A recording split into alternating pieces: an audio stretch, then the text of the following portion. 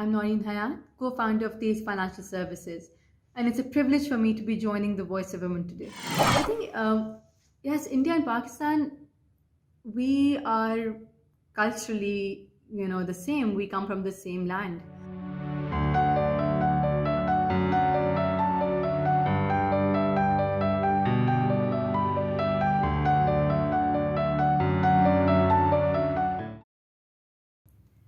This is Pakistan's first fully digital financial institution, and we aim to provide frictionless financial access to the Anand Bank through a smartphone app. Now, I think more than the inspiration, there was really a need to bring about an impact in the financial inclusion space.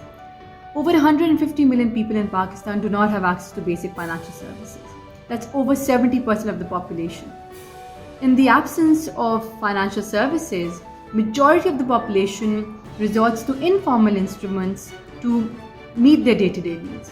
And this happens often at the risk of fraud, theft or depreciation.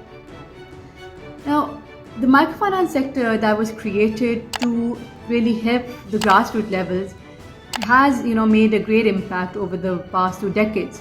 But progress has been slow and penetration has been limited.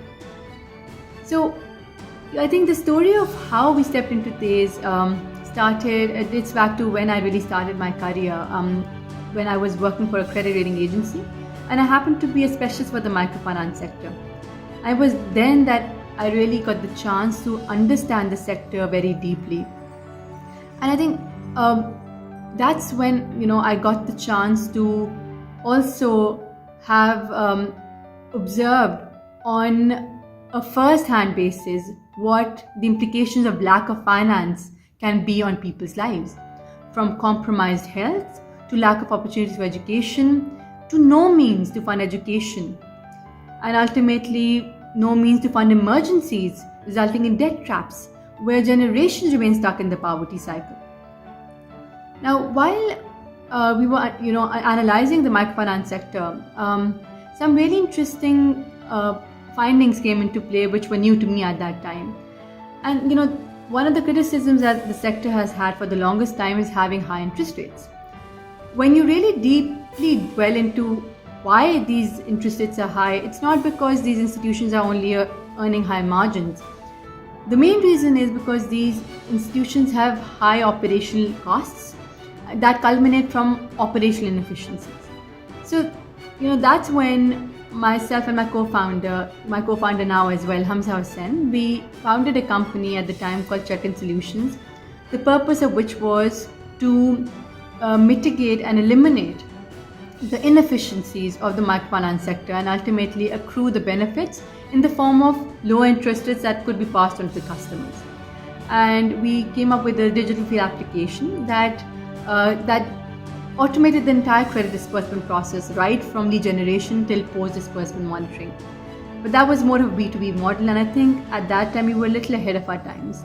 And that's when we ultimately, the model evolved into what Taze is today with our co-founder Nadeem Hussain, who is the guru in microfinance. And so I think that's been a very exciting journey, and it's still every day is a new story, and we're just trying to play a part and make a difference and be responsible in the little way that we can be.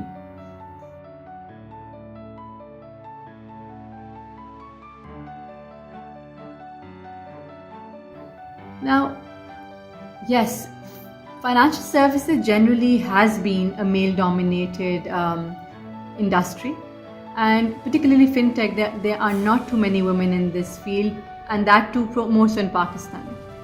So I think for me, the challenges have not, well, I wouldn't say they trigger because I'm a woman. Yes, there definitely are challenges that could be attributed to being a woman in the workspace. And these are challenges not only in Pakistan or the South Asian region, but these are global challenges that women have to face. And I think they can be in any industry. And I think one of the most pronounced challenges that most women would agree with would be the subtle art of being undermined, their opinions not being heard. But I think from the very beginning have been very, very vocal about making sure that everyone's opinion, whether it's men or the women, they are considered or taken equally.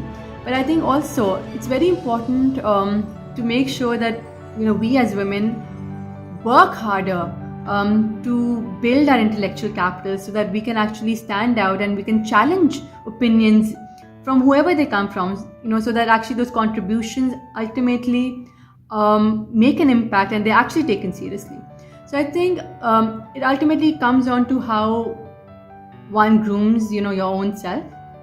And I think for me, the challenges on the other front were more so on how to really start a financial institution, because in Pakistan, fintech is still a very, very nascent field. And I think as we are evolving and learning, so are the regulators and the overall industry and ecosystem right now. It's a sector that's evolving. So those challenges, every day there's some new challenges, and we are trying to overcome them as an industry.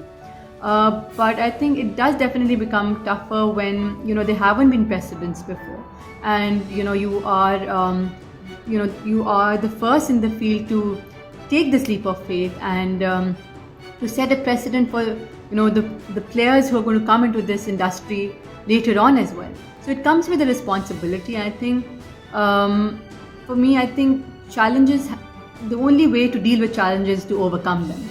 And that's how we face those challenges and we try to overcome them. And I think it has to be done in a very collaborative way, but also with a lot of patience, because we have to bear in mind that this will take time till things can actually be at a state where things are moving seamlessly overall, whether it's in terms of policies, whether it's in terms of capital raising, which is a major concern, or it's in terms of day-to-day operational requirements, be it integrations, be it the role of regulatory agencies. So there are various aspects to running a company, and a financial institution just has a few more challenges than a company without regulations would.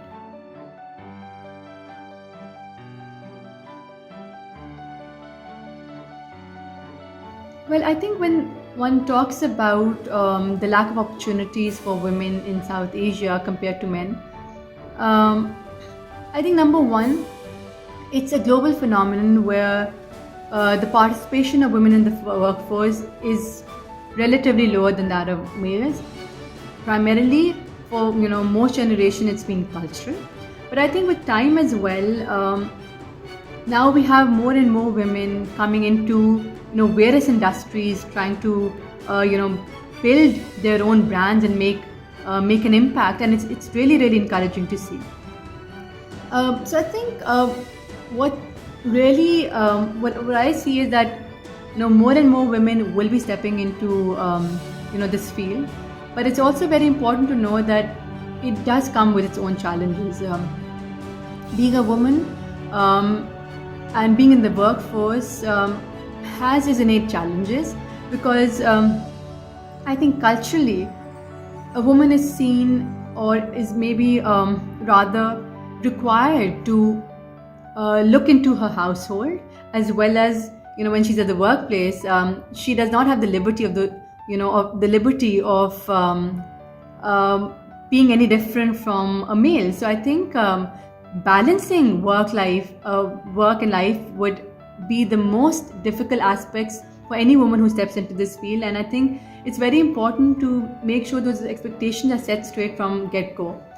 But also I think one of the most important aspects here would be the support of families and the male counterparts, not only within the households but also in the workforce, to support these women to come out and to make a difference, because I think women do bring in a perspective to the thought process of a company very different from how a male would think, and it's these are studies that have been conducted which show that the participation of women in the management and increased participation at board levels really do bring in a positive impact in the strategy and the business operations of companies. So that goes without saying. And I think one other challenge that does exist, not only in South Asian countries but also other parts, and I keep saying that because it really is an important global consideration, is in the startup space, for example, women generally have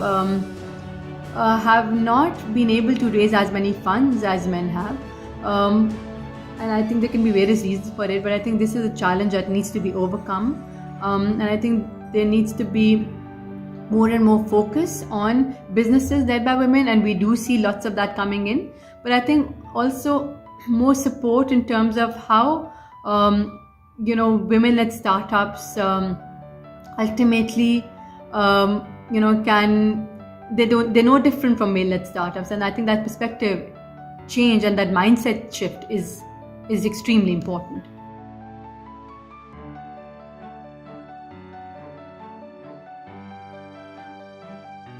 I feel, and I actually believe, economic empowerment is one of the most integral tools to help people to improve their quality of lives.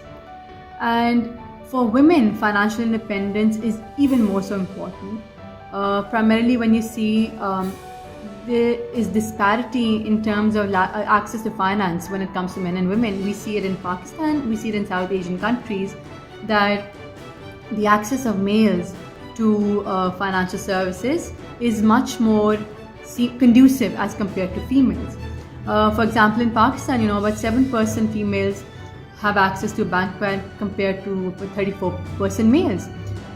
And there have been global studies conducted that show the implications that access to finance has for women. One interesting study shows that having a bank account really changes the way a woman manages her funds. She invests the proceeds in her businesses, and then she invests the proceeds from her businesses into households, whereby she spends on the education of her children, in the healthcare of her children. So ultimately, the psyche of a woman really does play a very important role in the way she actually uses the financial services. And I think for societal benefit, it's integral that females play a greater role in the financial inclusion space.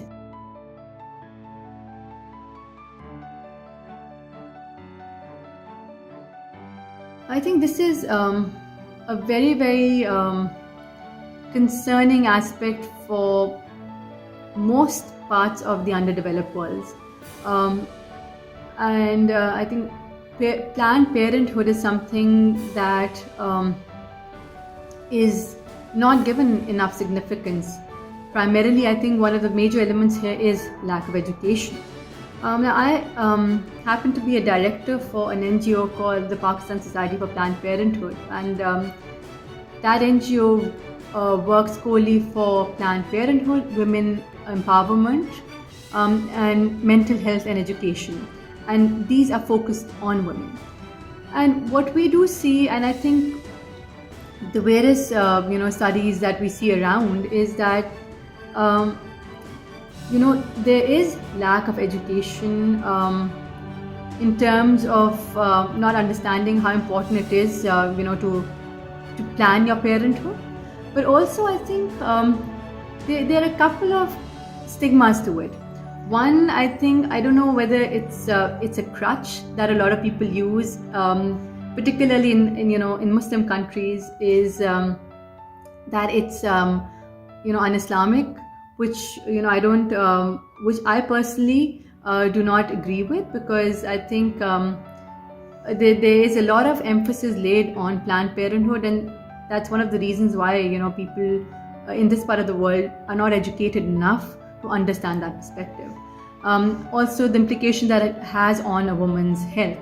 But also, I think another issue here is more pronounced in low-income households, and it's more so of a poverty issue as well, because for these low-income households, the more the heads in the family, the more the opportunities to earn income, because at the end of the day, they're actually not looking at how many stomachs they have to feed. They're actually looking at how many hands they'll have to contribute towards the income of the household. And that, of course, comes with a lack of education, because at the end of the day, their priorities on education spending or improving the quality of lives of those children is not priority. So, I think this requires a mass movement in terms of education, not only on household level, but education in the education institutions, and also within the civil society. A lot has to be done, but this is not a short-term thing. This is going to be long-term, and I think this will have to be a continued battle that we will have to contribute towards, and challenge, and someday overcome.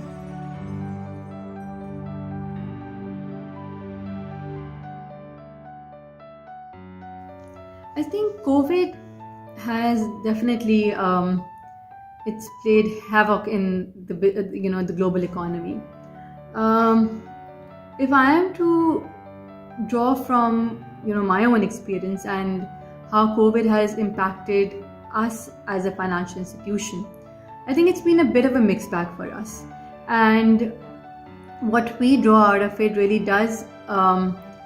It actually is impacted by how we deal with the challenges and how we actually step up to the plate in the need of the hour. So while there have been issues around how the main requirement here would be to stay alive, and to remain relevant.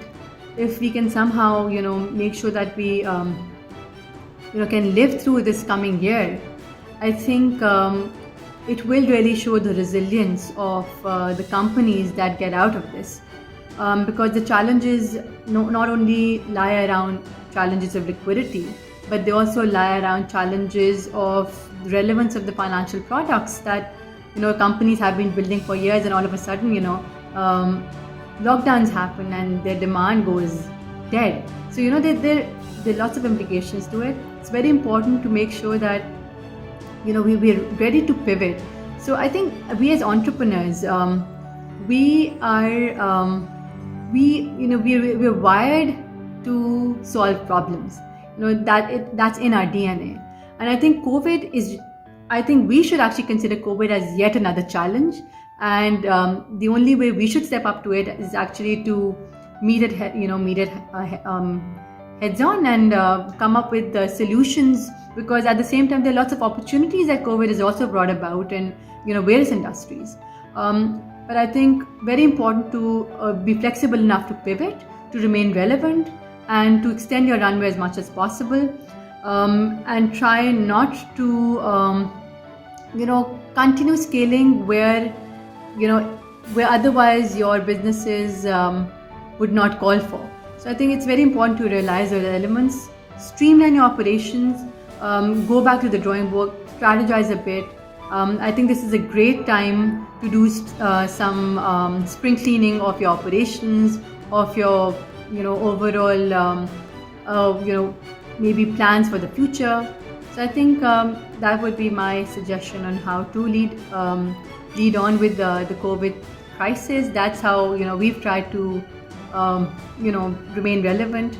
We've tried to bring in additional financial products. We've expedited the launch of a few verticals. We've tried to streamline our operations in terms of our technology. That's been our focus for this time. So I think we've tried to make the best of what's come to us, and let's hope it continues.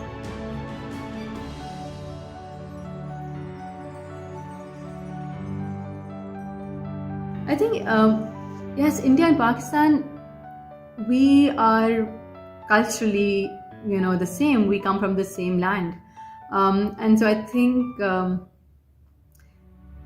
it actually goes without saying that we are the same people, and I think no one can understand us better than each other, because it's so innate, the culture that we actually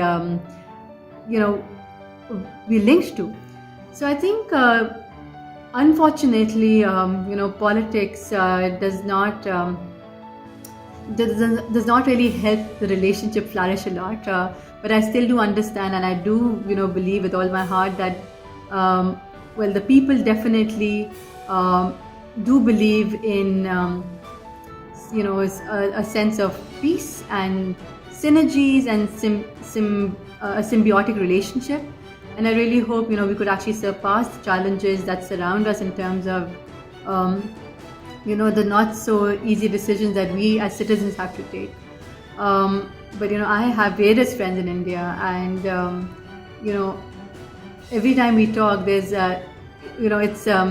it's uncanny how much the challenges that we are facing are the same, or the problems that we have are the same. So I think the right way to go about this would be to contribute, towards each other in terms of collaborating on various fronts, and we are also actually we've been looking into it. Interestingly, the first company that we started, so our tech partners were actually based out of Bangalore, and we really are very very close to. We hold very closely how our relationship in the world of entrepreneurship really actually culminated. It started from India, and I would still urge. I think that there are lots of synergies that can be built upon. I think both countries, in terms of technologies that we can work together on, in terms of various aspects of, let's suppose, marketing, or building platforms, or exchanging ideas, funding opportunities. I think there's so much that can be done. There's unlimited potential if we can somehow manage to make the best of it.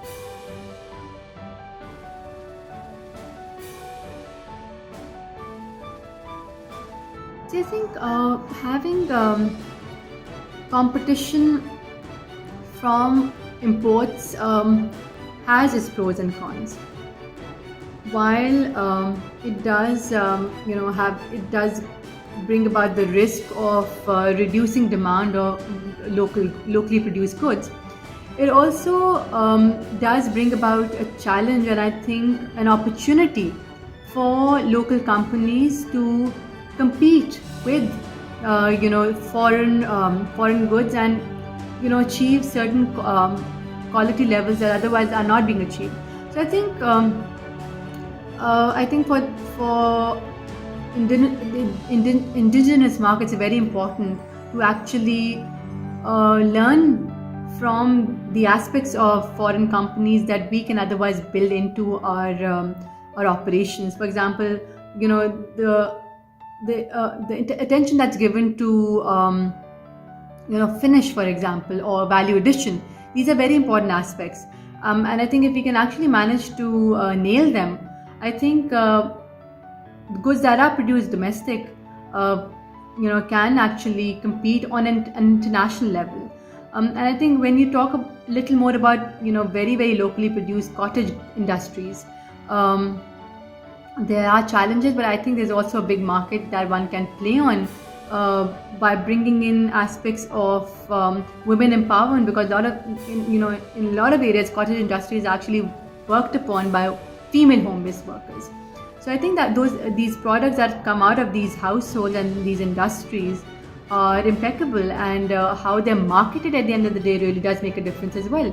So I think closing borders is not the answer.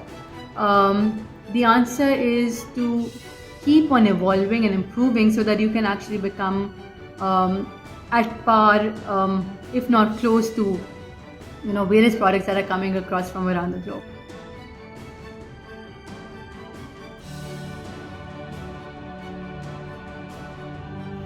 To be a successful woman entrepreneur, I think it's not only about being a woman entrepreneur. I'd say for any entrepreneur, I call it the 4 P's that I think I revert to every now and then.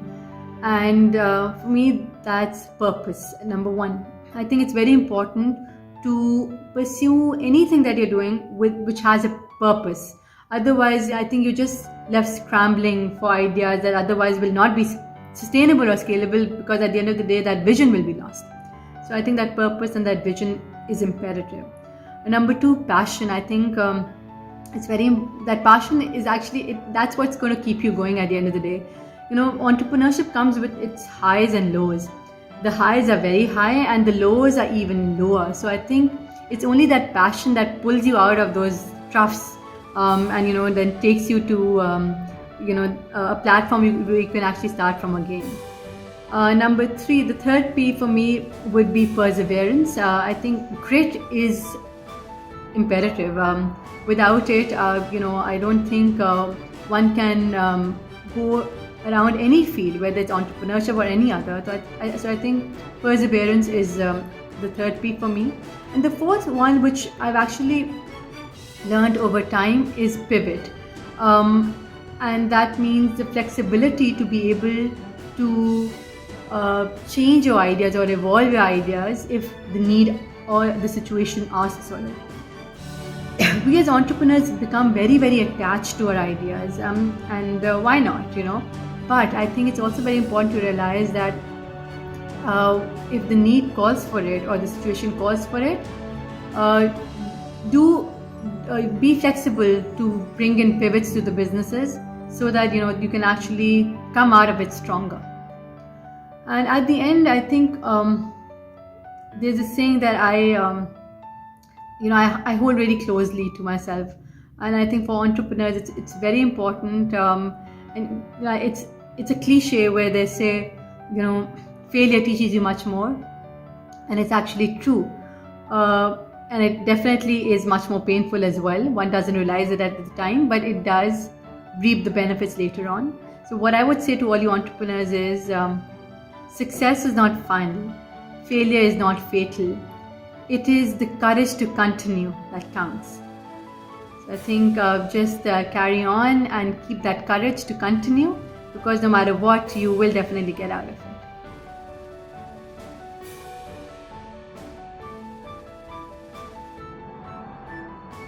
So my message to all the girls out there is, I think women have the power to lift and build others.